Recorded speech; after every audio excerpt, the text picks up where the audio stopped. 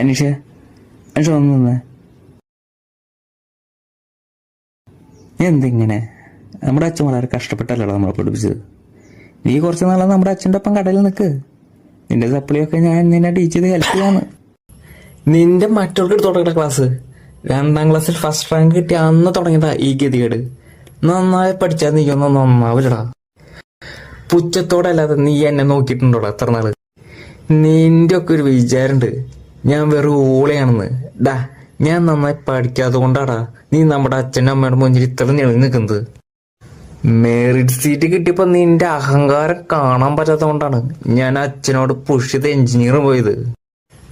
എടാ, ഒറ്റ പൈസ മുടക്കാതെ പഠിച്ച നീയൊക്കെ എന്താവാനാടാ നന്മമരമൻ. നിന്നെ കണ്ടുപിടിക്കേ, നിന്റെ കാല് കഴുകി പിടിക്കേ. ഞാൻ കേട്ട് കേട്ട് മടുത്തു. ഇനി എന്നെ ഉപദേശിക്കാൻ നീ വന്ന ഉപദേശിക്കാൻ വന്ന നീ ചെയ്യും. നിനക്ക് ഉപദേശിക്കാൻ വന്ന എന്നെ പറഞ്ഞാൽ മതി.